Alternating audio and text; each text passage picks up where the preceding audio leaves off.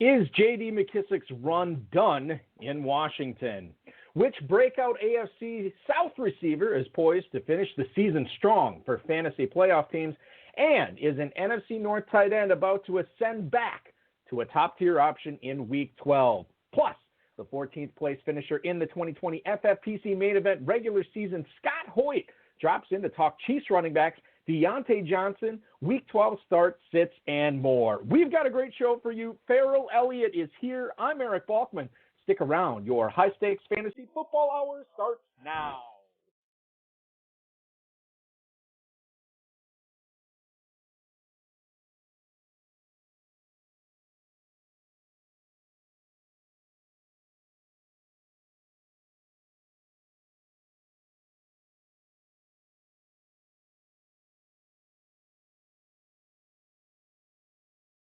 Broadcast live and heard around the world, you are now listening to the most entertaining hour of radio on the planet. Welcome to the High Stakes Fantasy Football Hour, presented by MyFFPC.com, with your hosts Eric Balkman and Farrell Elliott. The High Stakes Fantasy Football Hour is your home for analysis from the best players in the world. And now, because no one else was available, here's Eric Balkman and Farrell Elliott.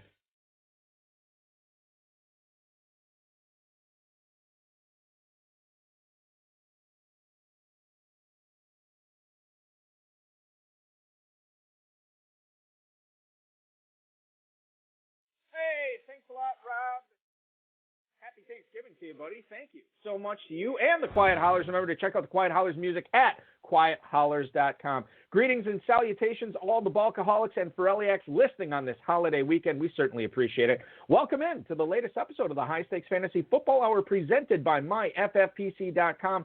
I am, of course, your slightly above average host, Eric Balkman. My co-host is the definitive commissioner of fantasy football, Farrell Elliott. And Farrell, welcome back to these airwaves. How was your Thanksgiving, man?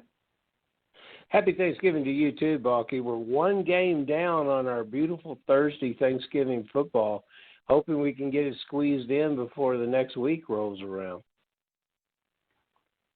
Yeah, I feel good about it. We got breaking news, obviously, and we're going to get into it with the Ravens and Steelers earlier today, but we're going to tell you what we would tell you, or we're going to tell you what we would be doing and how we are handling our own teams with Steelers and Ravens here in Week 12, certainly with a lot on the line. That's not all that we're going to be talking about tonight. Coming up, we're going to tell you how we think Taysom Hill is going to do in his second start, and Scott Hoyt is going to tell us how he has managed his team into 14th place in the FFPC main event, 14th place in the regular season as we move on to the League Class. Well, we already have moved on to the League Class in the FFPC, starting with the Thanksgiving Turkey Day games yesterday.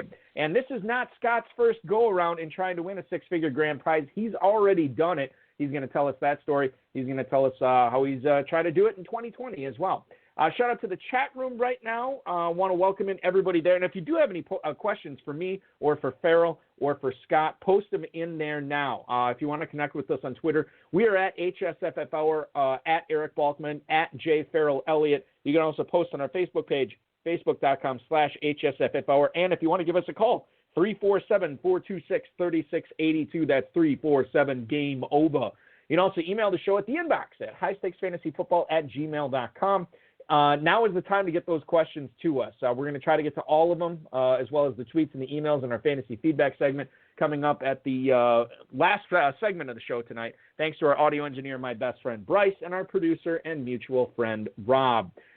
Shout out to Chris Vincent, the FF Juggernaut on Twitter, at FF Juggernaut. He was the guest on this week's High Stakes Lowdown. Now, because of the holiday on Thursday, you're normally used to getting a new RotoViz High Stakes Lowdown Thursday morning.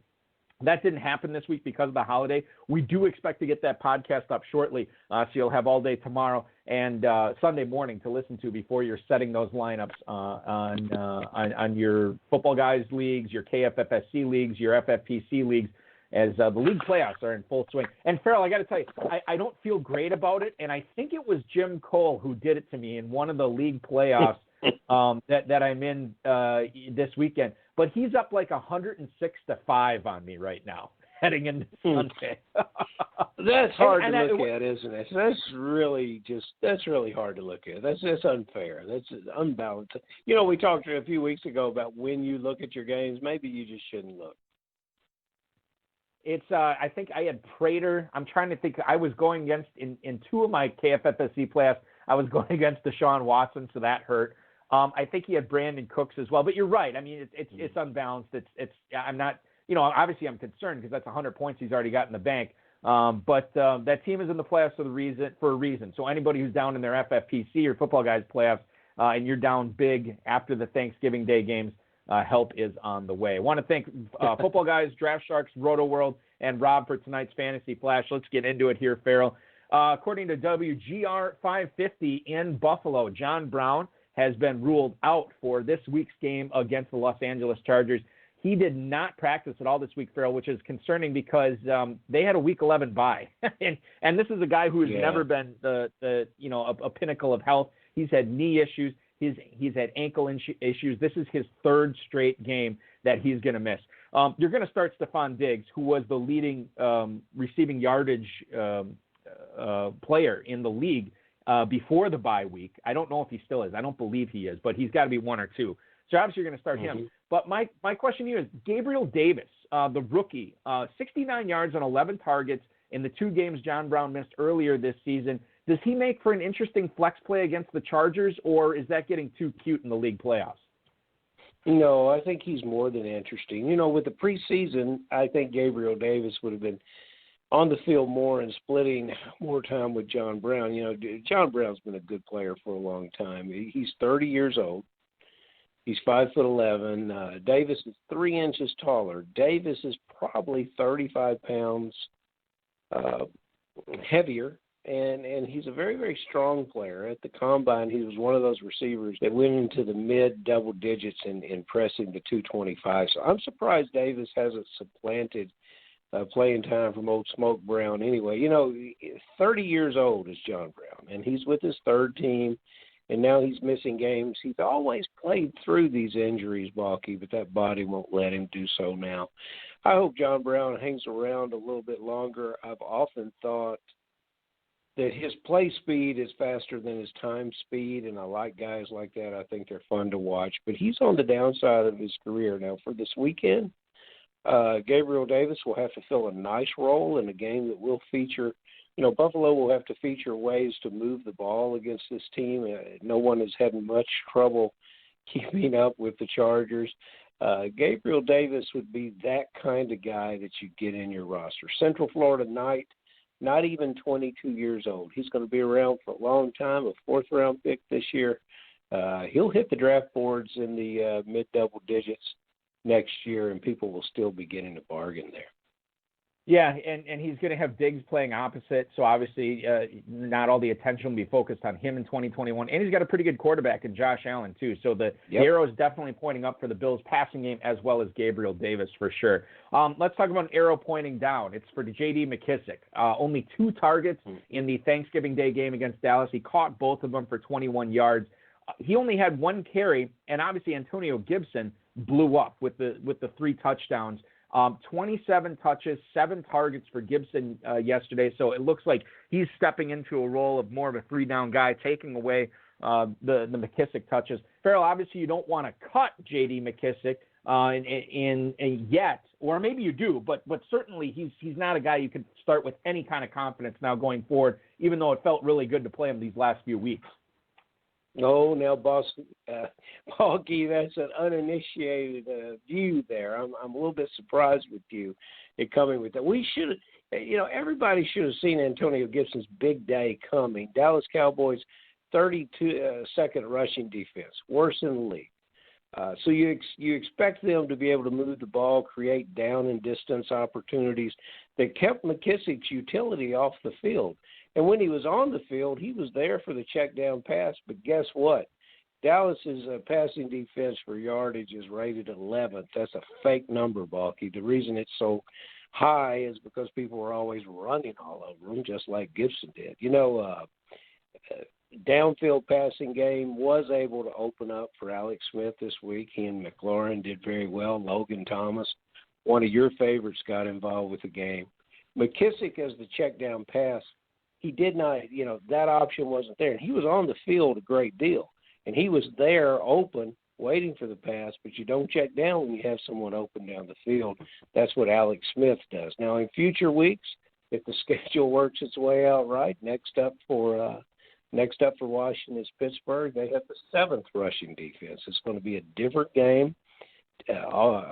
Redskin offense is going to have to play much, much quicker. There's going to be a significant pass rush. Our old friend JD, old Joshua Doby, he comes double-digit numbers, maybe mid-double digits, and pays value for fantasy owners. You know, if you're starting JD, you've got some problems somewhere anyway, and those problems probably haven't gone away for you.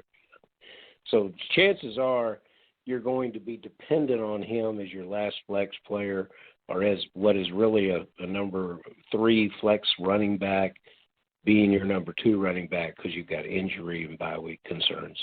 So don't give up on Mckissick yet, and don't be scared to play him against the Steelers. Keep the faith. I like it. I'm now slowly coming over to the other side. I don't think I have Mckissick in a whole lot of spots, but I'm going to rethink my line of thinking in the spots I do to see if I can get him back out there. Kern Reeve in the chat room, by the way, is doing excellent in the Football Guys Players Championship this year. He wants to know, is Antonio Gibson potentially a playoff winner this year? And I think when you look at what he did against Dallas, and knowing that if he could go on that kind of run in weeks 14 through 16, he's absolutely a playoff winner. And Farrell, I feel like the people that invested in Gibson maybe invested in him fairly high, and it might have hurt their overall team because they didn't get the bargain on him. So certainly Gibson is a guy to watch in the championship round. He's coming together now, and he's going to do very well. The schedule is somewhat favorable. I think it's the Niners, Seahawks, and Panthers are mixed in there. He has this platform for success. He's got, I'm just looking at it right now, at San Francisco, at home against Seattle, and then home against Carolina. So that could work out. Yeah. We'll see. Something to pay attention to for sure with Antonio Gibson. And God bless you if you got him on your team. Let's see. Okay, so let's get into the Steelers-Ravens thing here. Now, Adam Schefter has reported that the Ravens team facility is going to be closed until Monday at the earliest. This is after we found out today that the Ravens and Steelers have moved to a 7 p.m. Eastern start on Tuesday night. Those stats in the FFPC will count for Week 12 as long as the game is being played on Tuesday. If it's played any day after Tuesday, they will not count for Week 12. Farrell, I went over my rosters today, and I know I have, obviously the KFFSC waiver wire run coming up on Saturday to make any adjustments for the leagues that waivers are still open in. You have in the FFPC, obviously, the Sunday morning waiver wire. So we'll have the attempt to kind of cover your bases here. But, and this is something I think we talked about, Dave and I talked about when this happened in Week 4 or whatever it was with the Patriots and the Chiefs, is like you kind of got to weigh risk versus reward here. Are you going to gamble and instead of starting Chase Claypool, are you going to start somebody like, I'm trying to think of like a good example here, like Mike Williams. Mike Williams from the Chargers, perfect example. Now, if you believe that game has a high probability of not being played, then yeah, you got to play Mike Williams. If you think the game is going to be played in the league playoffs, I mean, certainly you want the upside of Chase Claypool in there to try to get you into the next round. So there's really no hard and fast answer on what to do with these players as a whole. For me, it not only depends upon the players in that game, Farrell, but it depends upon your options on the bench too. Because what's a go for Chase Claypool and Deontay Johnson and Gus Edwards for some people might be a no for other people who have better options. And I think that's how you got to weigh it. Yeah, I could throw out Mike Williams because I'm already thinking about this situation. I am always deep at wide receiver. I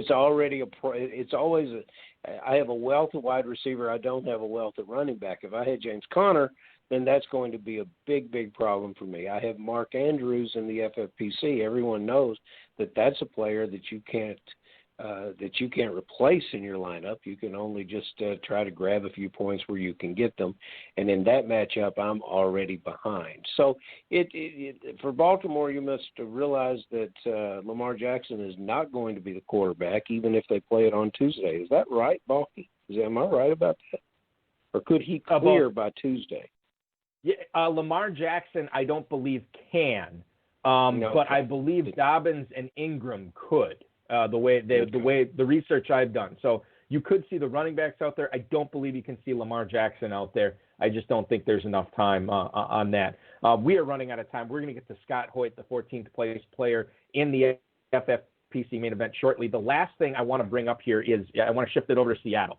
Chris Carson was limited in practice today. Now, you can't take anything with what Pete Carroll says seriously because he's like NFL head coaching on Prozac. He absolutely loves everything, loves everyone, and is very positive and optimistic, which I'm sure he's a great person to hang around.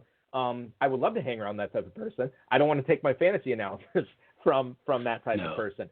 Well, we'll find out what Chris Carson does tomorrow, Farrell, but it's a Monday night game. And maybe you don't have another Seattle or Philly running back or player that you can flex out if Carson misses. How confident do you feel that Carson's going to be out there on Monday night against Philly? Everything's pointing that way, and if he plays, there's sufficient upside against the Eagles to make that worth the wait. If you have Carson and Hyde on your roster, you've got no problems because if Carson can't, Hyde can, and he can do it very, very well. Hopefully, you've got the old handcuff there. Naturally, if you've got a running back to play that you think can get close to Carson's points, play him. You don't want that game time decision to spoil an otherwise successful season that got you into the FFPC playoffs. Let's bring in tonight's guest here, and I can't believe we've never had him on the show before because he is an OG. He dates back to the dawn of the FFPC. He's been playing fantasy football for more than 30 years, high-stakes level for more than 2 decades. He won a $150,000 grand prize in the old World Championship of Fantasy Football back in 2008 and has positioned himself in 14th place overall in the main event. Heading into the championship round here in Week 14, he will stay there for the next couple of weeks. Please welcome into the HSFF Hour, Scott Hoyt. Scott, a belated happy Thanksgiving to you, man. Thanks for carving out some time on this holiday weekend for us tonight. Hey, thanks for having me. And sorry I missed you guys in Vegas this year. I'm hoping that next year will be a different year for all of us, and we'll be able to do it the right way. Well, what's so great is I've been counting down the days, how many days are left in 2020, seemingly for about 6 months now. And I can't wait to turn the page to 2021. It's not only going to be great for fantasy football, but hopefully life in general, which I'm very excited about, Scott. Before we do get into the fantasy football portion of tonight's little chat, can you tell the listeners what you do or what you did for a living? First of all, I'm like you. I'm surprised that you haven't had me on before. I love your show. Exactly. So, all kidding aside, about a year ago, I made the decision to fully retire from the corporate world after spending about 30-plus years as a marketing executive. And since then, and my wife would probably tell you this more than anybody, that I really didn't retire because now I've transitioned those full-time hours into spending all my time on fantasy football. So that's kind of what my full-time job is now. Scott, you looked resplendent standing there in the picture that Balky shared with all the listeners in your Chicago Cubs jersey and what looked like the coldest beer I've seen in a while. You're obviously a real sportsman, a marketing guy. I'm glad to see somebody. We've been talking to a lot of guys that are really good with numbers. We've had a rocket scientist on. We had a gentleman, Bill Wanke, a couple weeks ago that I still haven't figured out what he was talking about. I got to go back and re-listen to the show.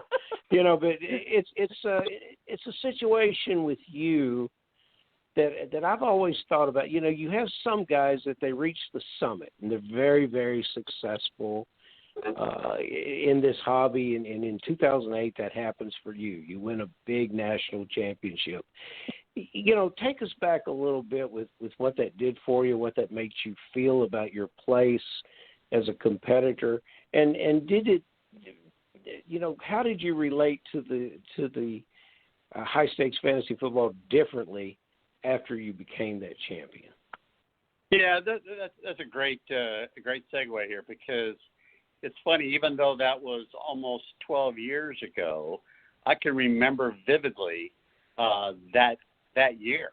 I can tell you exactly who my main core players were, and I can remember the night that I won it. I replayed that in my head many a times. And just to give you a little bit of insight on that is my running backs were in no particular order. I had both D'Angelo Williams and Jonathan Stewart, both Panthers. Mm-hmm. But I also had Brian Westbrook. And so anybody remembers Brian Westbrook, he was a PPR machine and very, very reliable. At my wideouts, and this is where probably this started to change kind of my mentality and how I thought about players, how I drafted players, and so on and so forth. But my wideouts were Anquan Bolden. He was a Pro Bowler at that.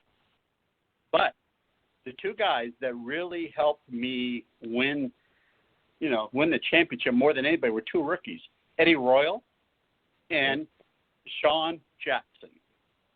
Both guys were rookies in 2008, and my tight end was Jason Witten. So and back then Witten was a stud, and so I had a great team, and the whole philosophy behind all that is, and we've said this numerous times, and everybody knows this, is that you don't have to have a stud quarterback to win a championship. And my quarterback throughout the year, Mr. Reliable, gave me 12 to 16 points every week, David Garrard. Wow. Scott, I remember that Eddie Royal was that his rookie year. It was. He burst out and had a big Monday night game, the first game of the season. Did you have him in the lineup then? Probably not. Gotcha. But it was a big, big game, and you had him in the lineup later. Yeah, and it's funny because I remember winning the championship. It came down to a Monday night game, and I was down 13. I was down 13 points, and he had nobody else going.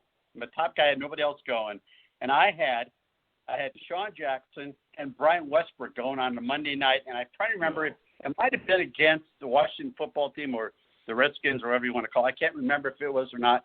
And I remember thinking 13 points from those two guys ought to be easy, but I can tell you, I told everybody who knew me, don't call me, stay away, let me watch the TV. I had nobody with me when I was watching that game, and I said, hopefully I can get this over by the first half and I can celebrate. And I did. I think I scored like 15 points in the first half, and at that point it was over. So that year and that particular win, I remember like it was yesterday. I really do.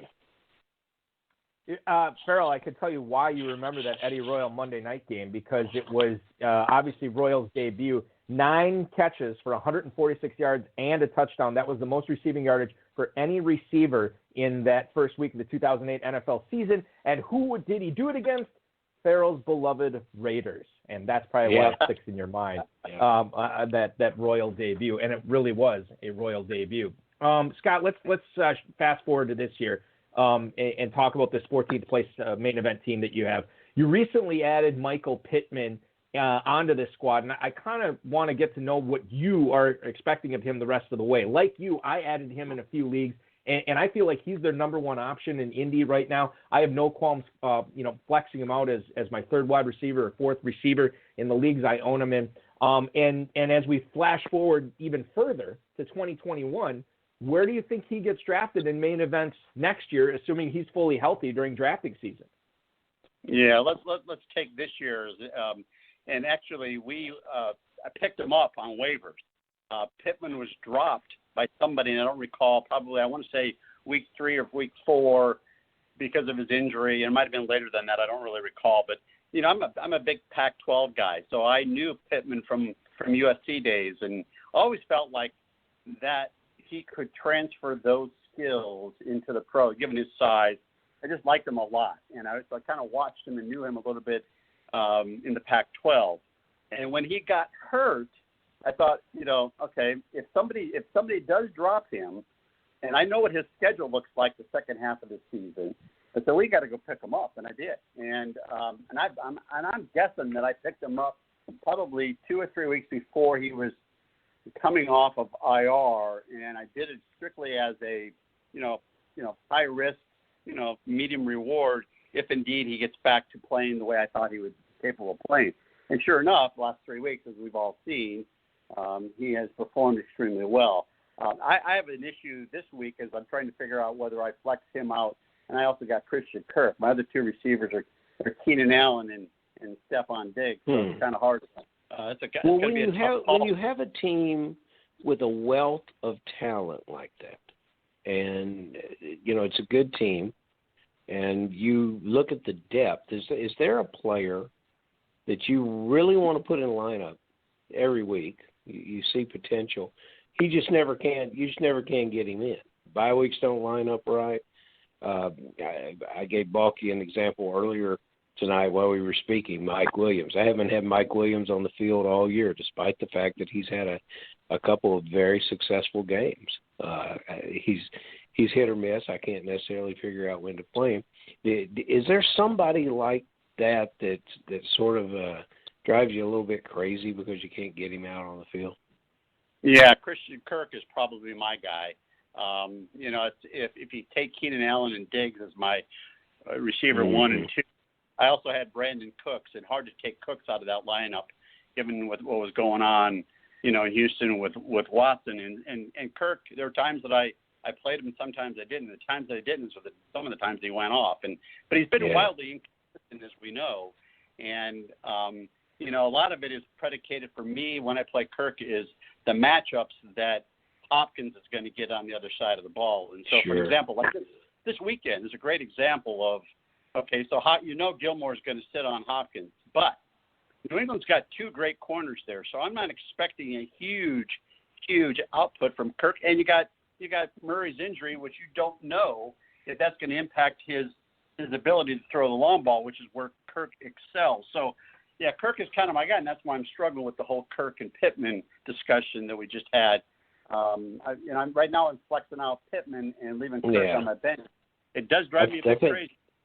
I think you're leaning in the right place. Hopkins has those average weeks and the great week, and the average week and the great week, and it's like clockwork, and he's due for a great week this weekend. So it's very interesting.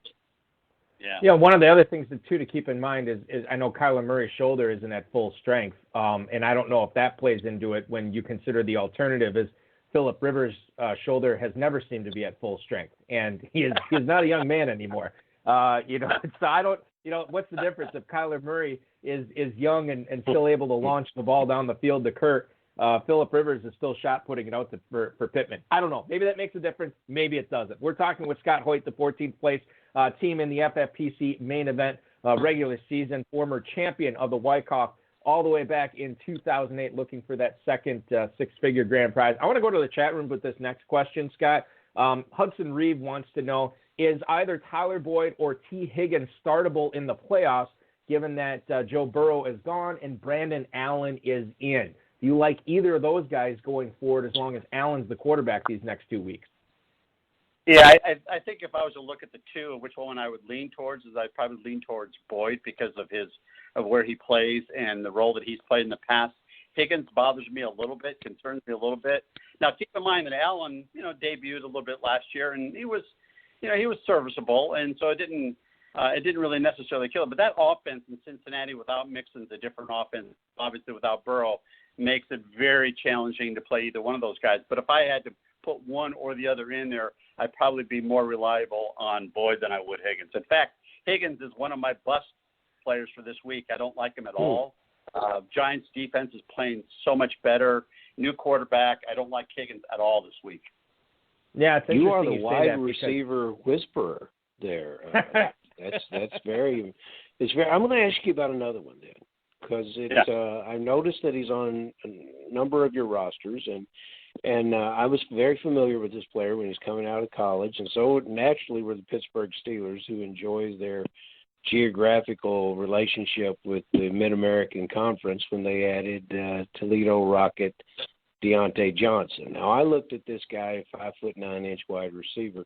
I had no idea his core strength and what he could do on the field. And he's a smaller size than the receivers that we're celebrating around the league. And you know, I'm trying to figure out a way to talk about Claypool in this question, and I'll eventually get there. But this player was selected to the Pro Bowl last year. You know, what made you target this player for every team other than what I just talked about, or many of your teams? And because he's sort of a counterplay, but he's just tell us what you were thinking about Johnson, because I'll be honest, I couldn't figure the player out moving forward this year. I didn't know exactly what to do with it. Yeah, so I picked him up on waivers last year towards the middle of the season, and it's just, you know, without Ben in there, he was still a very serviceable wide receiver. Obviously his return game was what got him into the Pro Bowl. You know, if anybody can develop wide receivers, it seems like the Steelers have the right ingredients for that. And so I kind of watched him kind of mature into that role. You know, without Ben. And I'm thinking, okay, second-year receiver, and there was only two words in my mind that said, okay, Johnson's got to be a great play this year, and that's Ben or Roethlisberger. If Roethlisberger's throwing the ball, Johnson's going to have a big role in that offense. And that's really what it came down to. I think had Ben not been there for this year, I might have been a little bit more hesitant to draft Johnson on some of my teams. And I'd like Johnson I think he was completely undervalued in a lot of drafts that I was a part of, and surprised that he fell to me in spots that I never thought I could get him. And so, you know, I just don't like 5'9" wide receivers, and I looked at the aforementioned Claypool, and I expected Schuster to have a better year, and you just begin to think, well, you know, was that just a rookie season that we'll see him fall off, the proverbial sophomore slump? I congratulate you for adding that player, and I know you're enjoying putting him in the lineups. Well, and I think the one thing you have to be hesitant with him, and you just mentioned it, his size. He's going to be he continues to perform well if he stays healthy. He's had a little bit of a crutch on trying to stay healthy, and so that's going to be something that I think that's going to stay with him for a while because of his size, because of his frame, and he runs, and you've seen him run. He runs angry, he runs tough, and so yes. He takes some hits that I'm not sure that a 5'9" guy should be able to get up from. Well, he's a Toledo Rocket. That's the way you have to run when you come out of the MAC. That's you don't have stylish points in that conference. Scott, let me ask you this, and this is, I guess, going to be a hot button issue for Clyde Edwards-Helaire owners as we come down the stretch, especially Clyde Edwards-Helaire owners that have some pretty good running back depth. You have Le'Veon Bell on this team, and I'm wondering how you think this running back situation is evolving right now. Is it going to get close to like a 45-45 split, assuming Darrell Williams still gets some touches in there, between Bell and Helaire? Because when you come down to that 3-week championship sprint, you got to get it right. And I guess my concern as an Edwards-Helaire owner in a couple of leagues, am I going to have to start thinking about benching him for a guy like we talked about earlier, Antonio Gibson, who looks like it's him and nobody else in that backfield for some weeks? Would you consider benching Edwards-Helaire if you think the split is getting closer to 45-45, or don't you believe that's happening? Yeah, I don't. It's funny because I drafted Bell as my RB3. I obviously, if you know I think you know my one roster. I've got Dalvin Cook and Aaron Jones, and so I got Bell, what I thought would be a great RB3, playing for the Jets, mind you. So when he obviously got picked up by Kansas City, my first reaction was, great, we now have 3 bell-cow running backs, and it just never materialized. And I think there's probably a couple things that are impacting that. One is Helaire is a day running back, and you can see that day in and day out every time you watch that guy run. He's getting more involved in the passing game, Helaire is, and so is Bell just a serviceable piece? Ensure Andy Reid. That's where I'm starting to lean a little bit. Now, that being said, if the weather starts to get worse, in December, Bell's always been what I call a good mutter. Loves to run in bad weather. We haven't seen that with Helaire. We don't know about Helaire. So I think for me personally, I also have J.D. Mckissick on that team, and I probably would play Mckissick, although with Gibson getting all kinds of time, and I live in the D.C. area, so I'm very familiar with the conversations that go on about Gibson and Mckissick. And I think, Farrell, you were talking, or somebody was talking about Mckissick earlier, that, I'm a little bit concerned because I think that backfield turning into maybe an 80-20 split. And I think Mckissick is just an addendum to that running game because I think Gibson's getting a lot more play from a receiving perspective. But going back to Bell, I don't see that being a 50-50 or even a 45-45 split unless the weather starts to get bad and Hilaire just isn't performing, because I like Hilaire a lot. I drafted him in other leagues as well, and I just haven't seen Bell perform the way I would have expected when he came to Kansas City. Scott, Balky, you go ahead. Go ahead, Farrell.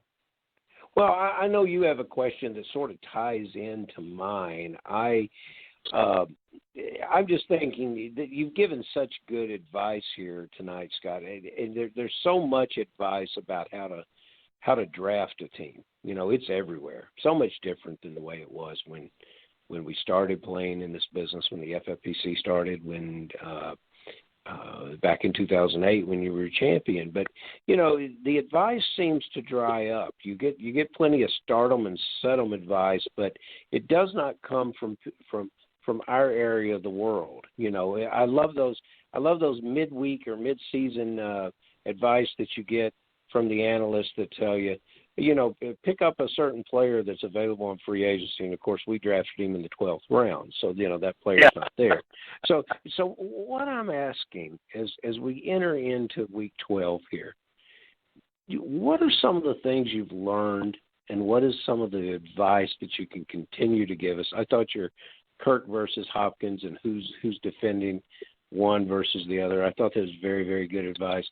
How can people who obviously have had successful teams, or they wouldn't be playing competitively right now, what's the best advice that you could give them, and what have you learned from back in your championship year, 2008, that's something you've either carried from there or learned along the way?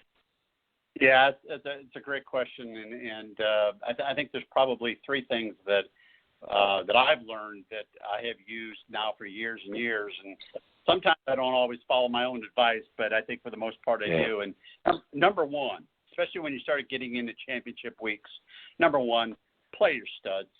Don't overthink matchups. Like, for an example, let's take Hopkins. Okay, if Gilmore wasn't a bit injured, there are people that would say, "Oh my God, it's going to be they're going to New England. It's going to be a horrible matchup. I might not play him." Well, you play your studs. I learned a long time ago. You play your studs even in bad matchups. That's number one. Number two is I do think you have to pay attention, especially not with your studs, but your other lineup decisions. You have to pay attention to really three things: matchups, which I think we can talk all day long about who's got good matchups, who doesn't.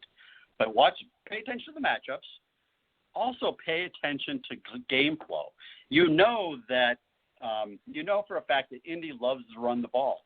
Is that going to be a game with Tennessee that they can run the ball all day against Tennessee and maybe make their receiving core less useful? Hence a Pittman, which I just talked about.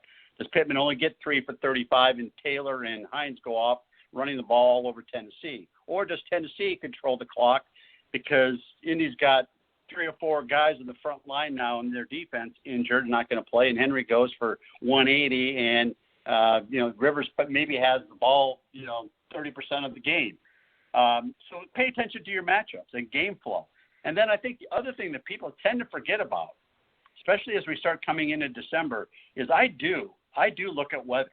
I do look at the weather, and I only look at weather if I think it's going to impact the outcome of some of my players.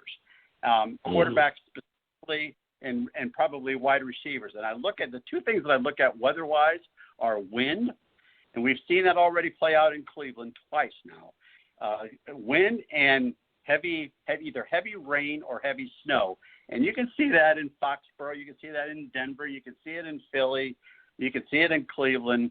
So you got to be mindful of the weather. I'm not saying that it's the only factor you use, but it is a part of the formula when you start setting your lineups, especially at your flex spots. And these guys, you got 3 or 4 players, and you can only start 2. That's why I start looking at those variables there. And the other thing that I would mention is that there is so much information out there, real time, 24/7, analysis paralysis. You could go to one expert and they're going to say, sit so-and-so. You go to another expert and say, oh, no, start that player. I think you have to go on your own, your own instincts a little bit, play the momentum game. You know players who've got good momentum going forward. Gibson's a great example of that. There's Pittman's another example of that. Play the momentum card if that's what if you believe strongly in that. And so those are kind of things that I've learned over the years and the advice that I most of the time followed. There are times that I have deviated, and sometimes it's helped me and sometimes it's cost me. You know, Balky, as you always say, when you think long, you think wrong. I think Scott summarized it for us there. Yeah, no, that's totally totally appropriate there for sure. I will say this too, as long as we're sharing stories, because I think what I'm about to say is line in step with what Scott's saying. In 2008, to go back to the year when Scott won the WCOF, I co-owned a couple of teams in the NFFC primetime with obviously our good buddy Kurt Awe and former co-host of the show, Dave Gerzak. And we were in prime position to win the whole thing in week 16. And one of the things that we were stressing about was who do we start at quarterback? Now, we had been playing Kurt Warner essentially every single week since he came on and blew up with Arizona. But there were, I can't remember where he was playing. It was somewhere in the Northeast, and there was going to be like 35, 40-mile-an-hour gusts of wind, whereas our other quarterback, Phillip Rivers, was playing in sunny San Diego. No weather issues there whatsoever. And I remember we searched all these content sites that were out there. Even 12 years ago, there's a ton of them. And there was one that said to start Rivers over Warner, and that was our good buddy and longtime FFPC player, Lou Tranquilli. His BFD Fantasy Football website was the only one that had Rivers ranked ahead of Warner. Everybody else had Warner above there. And so Dave and I talked on the phone quite a bit that morning. We eventually decided to go against Warner. We went with Rivers. We had a comfortable lead in the contest where it's like, let's just not screw this up. So we went with Rivers. I was over at my girlfriend at the time, now wife. I was over at her house, and she had plans that day, so I was going to go back to my apartment and watch football. And so I left, right before 1 p.m. Eastern, right before the games were about to kick off. And on my way home, I was trying to listen to what was going on in these games, and I couldn't really. But I knew Dave was texting me, and I wasn't going to look at my phone in the car, but I could see that he had texted me. I couldn't see what he was saying. I get back to my apartment, and Tony Gonzalez, who was our tight end at the time, had already caught in 2 touchdowns in the 20-minute drive it was from me to get from my girlfriend's to my apartment. And Warner was like 1 of 7 with 2 picks, or it was something insane. And I'm like, this goes by. And Phillip Rivers had like a very Phillip Rivers type performance. It was like 320 yards, 2 touchdowns, 2 picks. But Warner, I don't even know if he got 100 yards passing that day. He threw like 2 or 3 interceptions. He didn't throw any touchdowns. And it was Rivers, So the thing is to keep in mind, weather is huge, especially in December. Wind to me has always been more important than rain or snow or anything like that. And the paralysis by analysis, it's like if we would have kept searching all those websites and delved into it more, we probably would have started Warner, but we didn't. And we made the decision ourselves. We started Rivers. And I think that's the biggest thing, Scott, when you're looking at all these different content sites out there. It's still your team. It's still your decision. You have to live with it. They don't. And that's why you always go with what you want to do. Yeah, and I think it changes a little bit when you get into these championship weeks, though, because at this point you're not talking about wins and losses. You're talking about points. And that's a big variable. And I think that's why you do have to look at all those other factors before you make your – and mostly in the flex roles. Most of these teams who are in the position they're in to be successful got a pretty good team, whether it's their running backs or the receivers. We've been very fortunate. I've got 4 studs at running back and wide receivers. I'm playing those guys. I don't care what the conditions are, unless it's just an absolute blizzard. But I think in the championship weeks, you do have a little bit of different thought process than you did during the regular season, where in the regular season, you might be able to take a risk or two based on a gut. But you're right. I mean, guys, it's the content that's out there it's while it's very useful, you can get yourself into a frenzy on analysis paralysis. I think you said it earlier, and I've done that before, where I'm torn between two players. I start looking at all the different content. One says one way, one says the other. You know what? At that point, it's a flip of the coin and hope for the best. But I love all the content, but it can get you into a funk that kind of paralyzes your ability to make the right decisions sometimes. Farrell, we're running out of time. Do we have one last question we can shake down Scott for info for? Always got to have it. It's what I live for, Balky. We've got to get it in under the clock. You know, Scott, we've had some of the best answers to this question. I don't have to take long to form it and give it to you.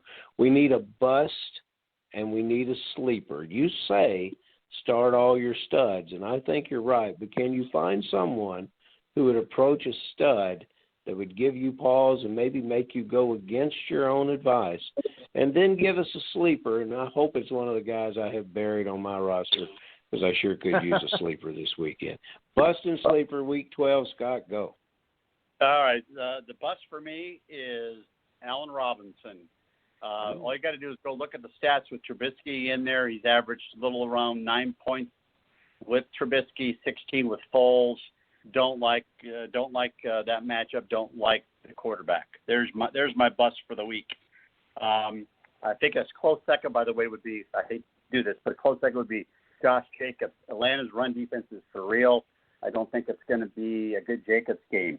As far as a sleeper, I've got two, if you don't mind. I love Wayne Gallman this week. I think Gallman's going to have a big game. I think the Giants are going to control that game. I think Wayne Gallman's going to play a role. I think he's a great flex play, or it could be an RB2 if you just don't have a good RB2. And then the other super sleeper that I like, going back to the Atlanta game, I love Henry Ruggs. I think Atlanta just gets chewed up in the air, and I think Aguilar might be the sexy pick. I don't know what it is, but there's something about Ruggs I like this week. It's just call it a gut instinct, but I think Ruggs has got a possibility this week to do something.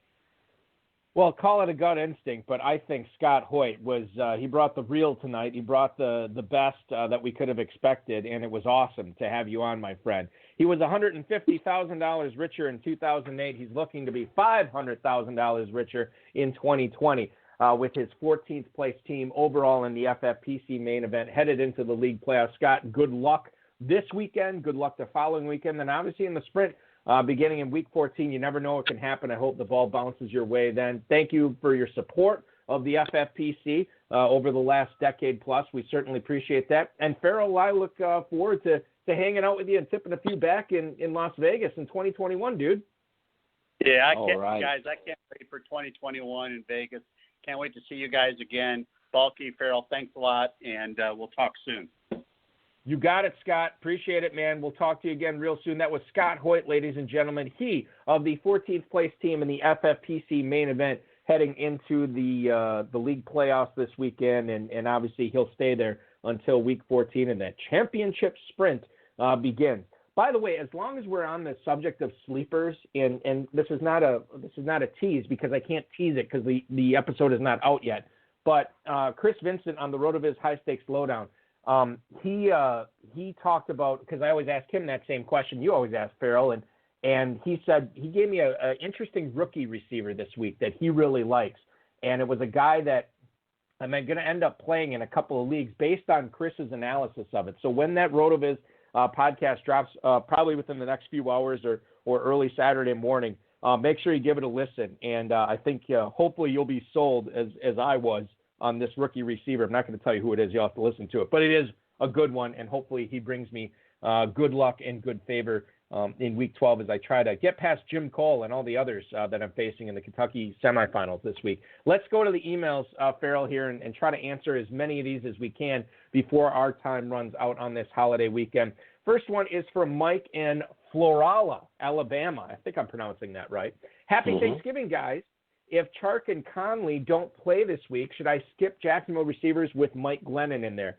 I'm always very thankful for y'all's advice. Y'all. That's not something I get to say a whole lot on this show, but he's thankful for y'all's advice. That is Mike in Florala, Alabama. Now, since this email has come in, we already know that Chark is out. We know Conley is out, but we know Chenault is probably going to be in Farrell. Does the fact that he is the only game in town at the wide receiver position for Jacksonville entice you enough to get him in your lineups? Or is the Mike Glennon factor, the Jacksonville factor, enough to say, you know what, I'm good on Jags receivers this week? You know, I even with two guys injured, you still always watch Jacksonville and you see someone make a catch and you say, oh, that's not my guy, that's the other guy. It always seems like in this offense, whoever you play, it's the other guy that's scoring. And you know, we have Keelan Cole on this team from Kentucky Wesleyan. Balky, you don't know exactly where that is, but it's a small school in Western Kentucky. And it's just amazing, you know, the level of play from these guys, but it is so inconsistent. So I don't know is my answer to Mike, and I'm troubled that would be his starting decision at this point in the season. Chenault comes with the resume. He's been injured this year. He hasn't played, I don't think, since week 9. His high point was 14.9 earlier in the season. But look, this is a 1-9 team that scored. You get beaten, they get beaten badly. They've scored barely over 200 points this year. With their starting receivers now on the sideline, and the fact that Cole it seems to be always successful at doing the dirty work, making the 3rd and 7 catch, being successful around the goal line. But it's just not enough. I don't know is my answer, and I would go look at that waiver wire and see what I could find. For instance, if Damiere Byrd was available, I would rather have Damiere Byrd play in front of these guys. There is an interesting player on Jacksonville's roster, and if he gets activated, I would be interested perhaps in playing him later in the year. Colin Johnson, a player out of Texas, big 6'5" wide receiver like we like, runs a 4.6, not as physical as the menace Claypool, but nevertheless fits that look. Don't get involved with this team. Watch them closely. Get ready for next year. I think we pass on this one. Glennon is the 3rd quarterback of the season. I think everyone should look somewhere else. Yeah, it's interesting because I'm just looking. The total in this game is 49.5, and the Jags are 7-point dogs. So you would think, oh, that's passing. That this is going to be Keelan Cole. This is going to be Laviska Shenault. But you're right. I think Jacksonville, more than any other team in the NFL, or at least top 3, has a way of letting you down. Hey, just real briefly. I want to say one thing about Jacksonville, though. Can I say just one thing? Because I don't know if we'll get to talk about him again. Maybe we will. But, you know, watch Jacksonville play in just amazement and appreciation of James Robinson. 442 yards in the last 4 games, 3 touchdowns during that time for a team that cannot score the ball. And this is when running backs like Zeke Elliott can't hit 100 yards. I mean, this is just a very special season for an undrafted player. It makes it fun to watch this team and see what he's doing. All right, I didn't want to turn this into a Jaguar segment, but I think it might turn into that because I got 2 questions for you now after you bring up the Robinson thing. The first thing I want to talk about is the Colin Johnson aspect, the player that you had brought up before. This was a guy, had he come out a year earlier, he was being bandied around by a bunch of pundits as a potential first-round pick out of Texas. He had the size. He had the speed. He had the numbers. He stays for another year, and I can't remember. You could probably tell me what round he was drafted in, but it was not on day 1 at all. And I'm sure it wasn't day 2, quite frankly, either. What happened to him, and should dynasty owners still be paying attention to this guy as a potential guy that could hit, yet given the pedigree that was on him after his penultimate season in college, Farrell? What happened to him is he was a medical exclusion at the combine. The scouts will always say, well, get to the combine. It can't hurt you. Yeah, it hurt him. He couldn't compete, and a lot of other guys could. A lot of other guys were impressive. And so that pushed him back. I'm thinking 4th round, Balky, maybe 5th. I can't recall. Yes, he should.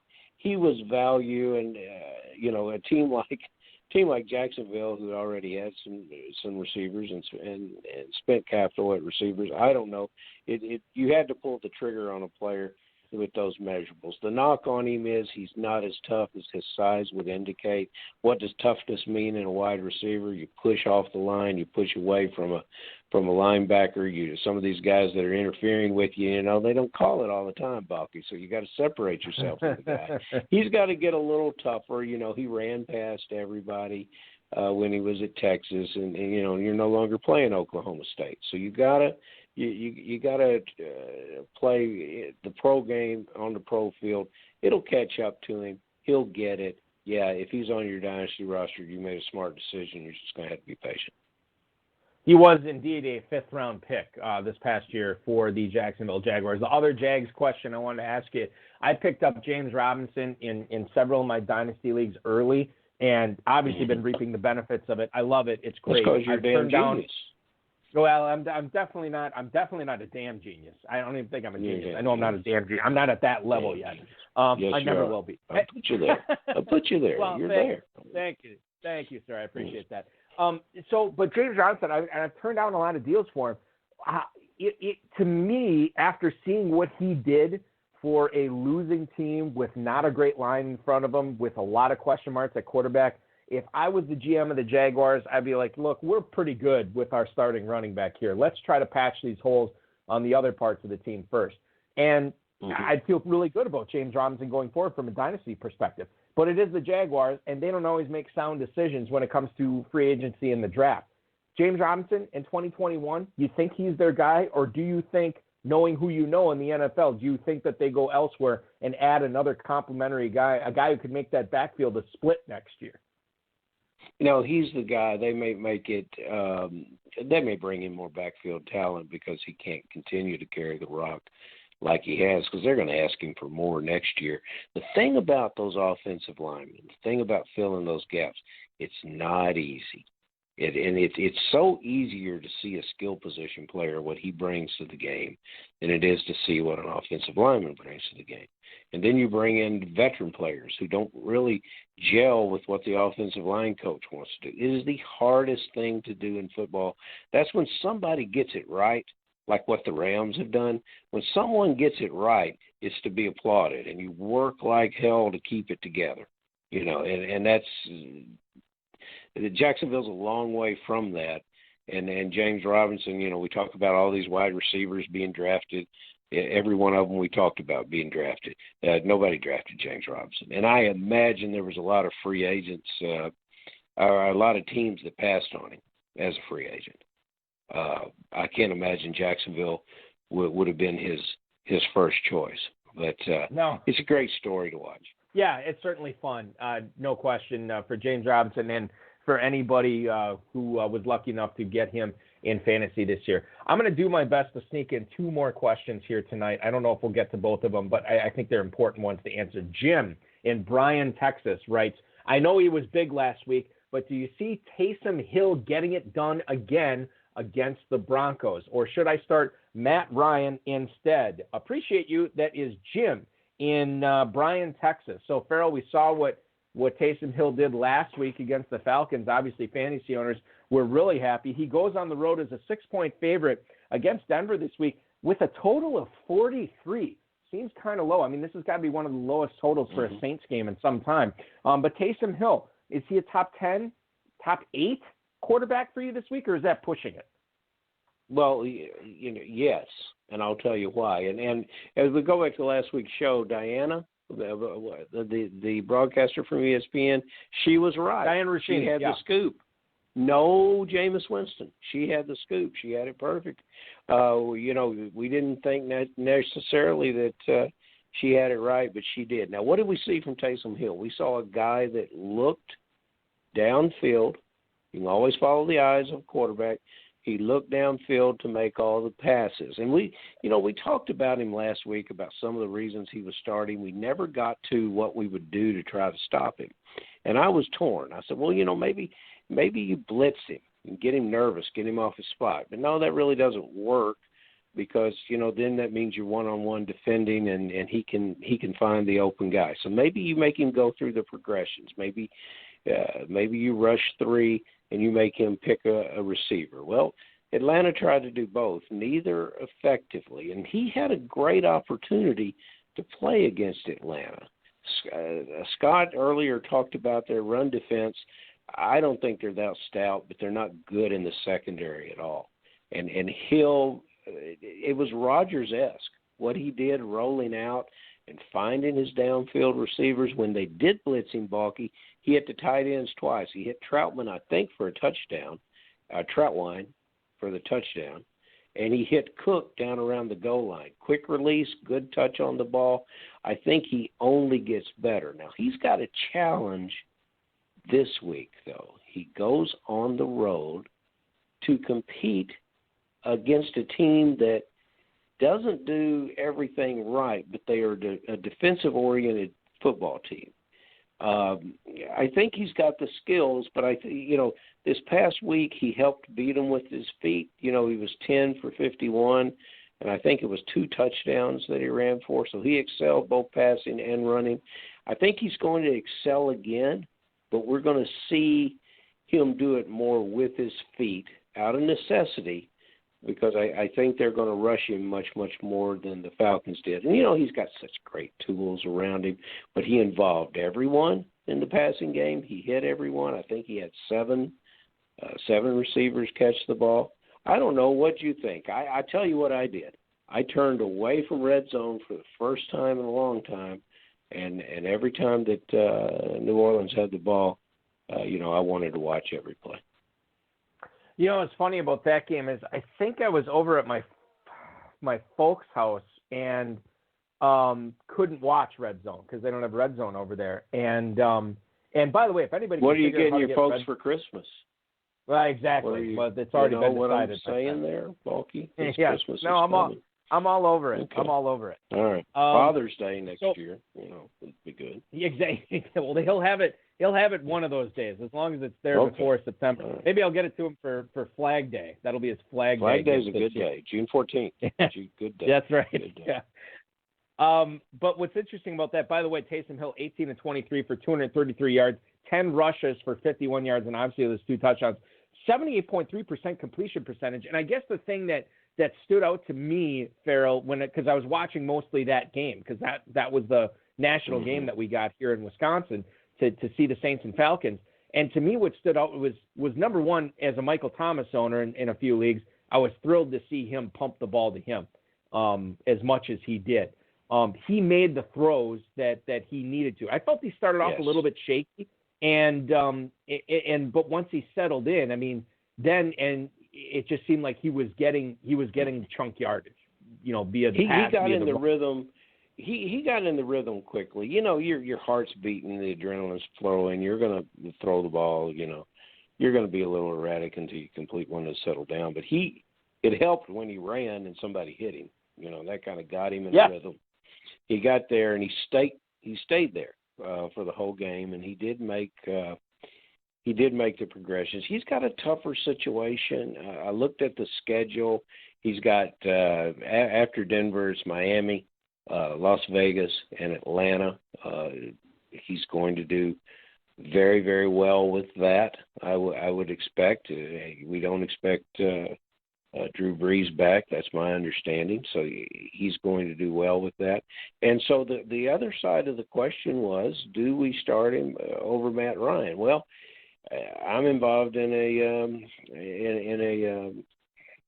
divisional contest or a league playoff contest where the opposition is playing Taysom Hill, and I can think of 20 to 25 other quarterbacks that I would rather be facing this weekend. So Taysom Hill's an elite start, wow. And I'm starting Matt Ryan.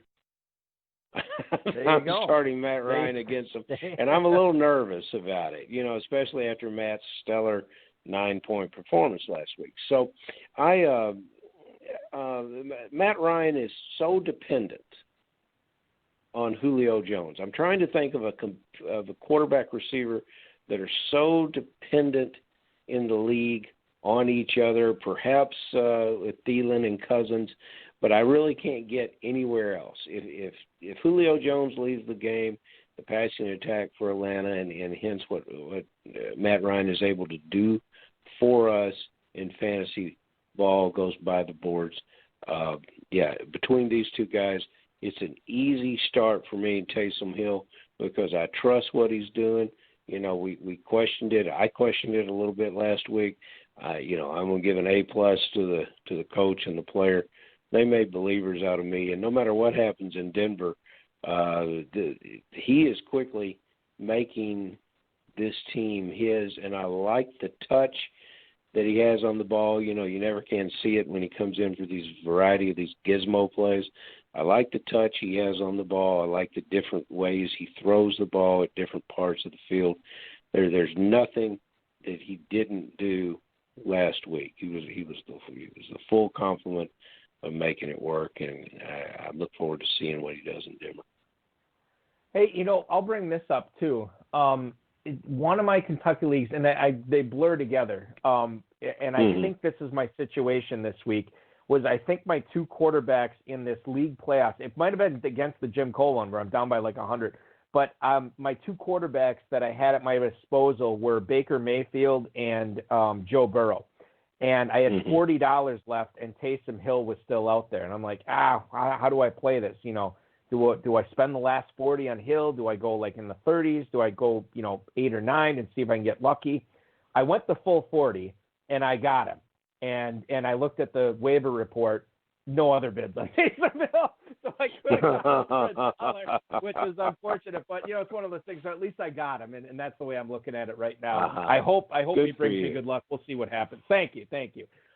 Farrell, one last question. You've been entirely gracious with your time. I do want to get to this because there's a lot of moving parts in this last question. It comes from Larry in Champaign, Illinois. Into my league playoffs without Mostert most of the season, but now it looks like he'll be back. Would you guys start him right away, or should I go with James White instead with Rex Burkhead out? Larry, thank you for listening. Thank you for the email. We appreciate it. Farrell, Raheem Mostert versus James White this week. Obviously, Burkhead was catching a good amount of passes out of the backfield, and he now tore his ACL. He's out. James White got 9 targets in that game after Burkhead went out with the injury. But Mostert, I think he had I want to say 31 touches in week 1 or something like that. It was something ungodly and that he got, and now it looks like he'll be back. We know Tevin Coleman is out. We know Jeff Wilson also got activated off IR, so maybe he plays into this backfield. But when it comes down to it, are you going to play Mostert this week in the Football Guys playoffs, or are you going to play James White as your last flex? I'm assuming it is for Larry in Champaign, Illinois. Larry, I am going to refer to our guest who said play your studs, even in bad matchups, play your studs. Raheem Mostert has been a stud to me. I valued him more than most drafters. I was shocked that I could sometimes get him in the 5th round, and if I waited and tried to push that and lost him, I was irritable for the next several rounds. James White is tried and true, and a player that we all love. I don't see if you can necessarily go wrong here, but what you're going to get with Mostert is a hard, angry runner who is anxious to get back to the field. Took a ball to start a game and ran 80 yards for a touchdown. I think that was in the last game that he was in. And, his last name looks like must start. So, you got to get I'm going Mostert, and then I'm going to look at my flexes. I'm going to go back to what Scott told us. I'm going to look at my flexes, look at some of the other issues that might be there, and see if I can figure out a way to flex James White over a wide receiver that I might normally have in a flex positions, because what is James White? He's a sure-handed running back wide receiver. So I don't have James White anywhere. I wish I could give you a better answer to this. I was unaware of those numbers after Burkhead left the game because I was hanging my head because I'm a Burkhead guy. So good luck with whatever decision you made. I wish, because if these were my 2 running backs, they would both be starting. That's how weak it is at the running back position for me. So good job having this kind of decision. Your team's going to go far.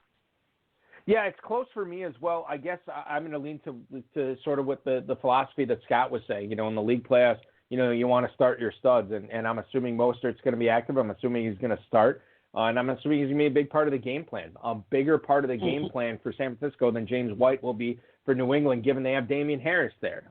So I think that I will lean towards Mostert as well in this decision, and go with God, my friend, and see what happens. Larry in Champaign, Illinois, we wish you the best, and we wish all our listeners the best. Farrell, I wish you the best. I hope you had a great Thanksgiving. You said you did. I hope your football weekend continues. It's going to be tremendous. Good luck in all your playoff leagues that you're in this weekend, and we'll talk to you again next week, man. Same to you, Balky. You're famous down here in the Bluegrass. Keep it up. People always want to win first, but if they don't win, they want Balky to win. It's why Kentucky is always my favorite state, even though I live in Wisconsin. I love Kentucky so much more. Farrell, thanks, man. We'll talk to you next Friday, dude. That was Farrell Elliott, ladies and gentlemen. You follow him on Twitter at @JFarrellElliott, the commissioner of the Kentucky Fantasy Football State Championship. And remember, if you're looking for a league to compete against me in, because I obviously can't play in the Football Guys Players Championship or the FFPC main event, KFFSC.com is where to go next year for that. I want to thank all our guests tonight, which I guess technically was just one. It was just Scott Hoyt, the 14th place team in the FFPC main event. But I want to thank my co-host, Farrell Elliott, the FFPC, Rob Bryce, and, of course, each and every one of you. Want to remind you that Chris Vincent's appearance on the Road of His High Stakes Lowdown should be out within the next few hours, sometime this weekend for sure. Make sure you give that a listen and find out who that rookie receiver is that he said to start in Week 12. I know I will be taking his advice and following it, and hopefully it turns out good for me as well as you. Also, shout out in the chat room tonight, Rob Vieira hanging out in there, former guest of this show, former guest of the Road of His High Stakes Lowdown, and the future guest of the Road of His High Stakes Lowdown. You can listen for him coming up this coming Thursday. He and I will sit down, have a fantasy football chat about the FFPC main event, the Football Guys Players Championship. Always very insightful, good stuff from him. That will be coming up on Thursday. rotoviz.com/podcast is where you can find Chris Vincent's appearance as well as Rob Vieira's. As far as this show goes, we are going to be back 10/9 Central on Friday, and we are going to have the FFPC main event regular season 7th place finisher, Chris Tennyson. He will be our guest. Farrell and I will pick his brain on what he's doing in his league playoffs, what he's doing to prep for that championship round in the FFPC main event coming up starting in Week 14. Enjoy the rest of Week 12. Remember, be wary of what's going on with that Baltimore-Pittsburgh game on Tuesday. As of right now, it's there. Enjoy your Thanksgiving weekend. Your weekend starts This has been another episode of the High Stakes Fantasy Football Hour, presented by MyFFPC.com. It was broadcast live and heard around the world. Balky and Farrell will be back next week with more analysis, interviews, and advice from guests much smarter than they are. Thanks for listening, and we'll talk with you again next week.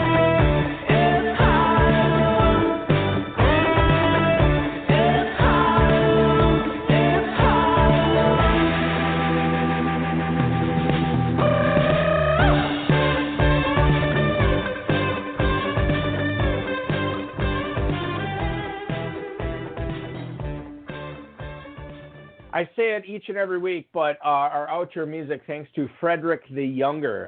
Great stuff with them. I saw them live, obviously, in Appleton, Wisconsin for Mile of Music a couple of years ago. They are from Louisville. They are a great band. Check out their music at fredericktheyounger.com. And our intro music was from the Quiet Hollers, another Louisville band, quiethollers.com. Remember, Farrell has ties with both of these bands, so I hope you support them. Speaking of support, just before I let you go tonight, High Stakes Fantasy Football Hour has been around now. We are in our 9th season. Road of His High Stakes Lowdown in its 5th season. And the FFPC, obviously, in its 12th. I can't thank you guys and gals, or women, enough for all the patronage you have shown these two podcasts, as well as the FFPC over the years. Thanksgiving is always a time to, obviously, football and food and family. Yes, friends. I get it, but I always take a few minutes to take stock of everything I'm thankful for in my life, and the listeners to this podcast and the supporters and the players of the FFPC, incredibly thankful. I can't imagine my life without any of those three things, And it's so awesome that you guys and everyone comes back to support it year after year. So thank you, and thank you again. Enjoy the rest of your weekend, and we're going to get into some great playoff football in the FFPC in Week 12 here. Thanks so much for listening. We'll talk to you again next week, everybody.